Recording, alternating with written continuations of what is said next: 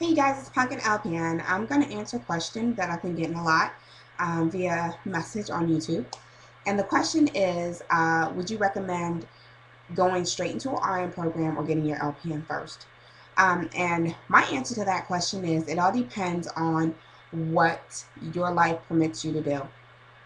If you have maybe only 2 years to go to school and you can't find an accelerated program, accelerated RN program, then by all means go ahead and get your LPN. That way you can start working, you can start making money, and then when your life permits you to, and you have the money and the time to go back to school, then go ahead and get your RN.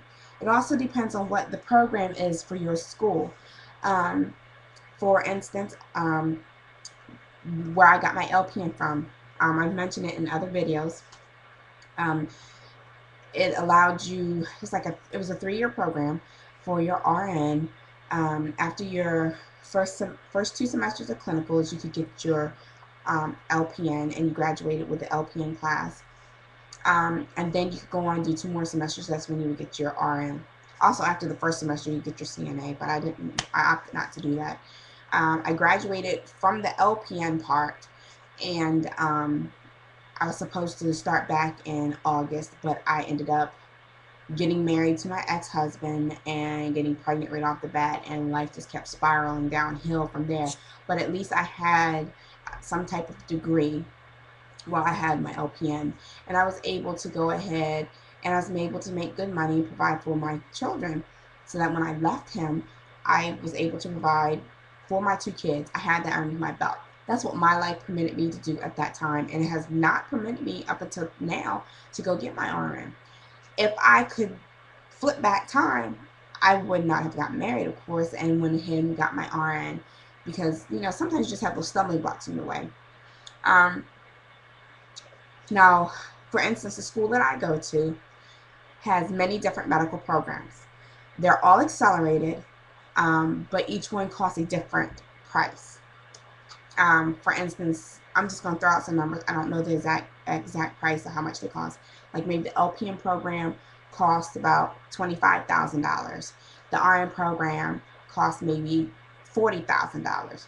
So they're going to tell you, and this is where they get you hemmed up. And I've actually talked to some people where they've been told this. Go ahead and get your LPN first and see if you like it. And if you like it, then go on to the RN program next.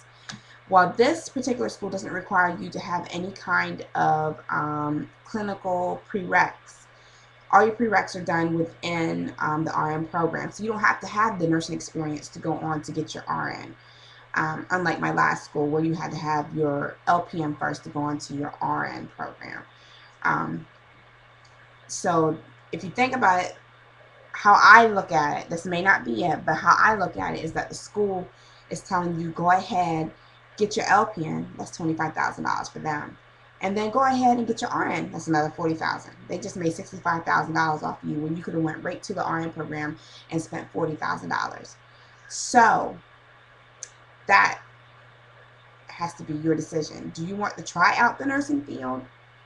And mind you, they both take just about the same amount of time. So do you want to go ahead and try out the nursing field as an LPN? I personally, if I had to go back, I would not. I would continue on. I say if you can go straight to the RN program, go straight into the RN program. If you want to sit for your NCLEX for your LPN, if they allow that, that's great practice for you. The NCLEX is a beast. It's a beast, because not everybody gets the same amount of questions. Some people might get 80 questions. Some people, and the computer chooses randomly. And I always heard the rumor that if you get all the questions, then you failed the test. I, of course, got all the questions and broke down and started crying when the computer told me to take a break. Oh, that was horrible. It's a stressful test. But hey, I passed it the first time, so and I usually don't do well on those kind of tests. But if you want to go ahead and sit with the NCLEX for your LPN, and that's an option in the RN program, you can do that. And I would suggest you do that so that you can get that practice. So in general, go straight for it. Don't stop in the middle if you can help it. Get that RN, and I think it's just easier that way. It's just easier to keep going, because once you get out there and you start making that money, like myself, you start making that money and you see, oh, I can go to this job, or I can work here and I can make more money. You start seeing how your money starts stacking up, and you don't want to stop making that money.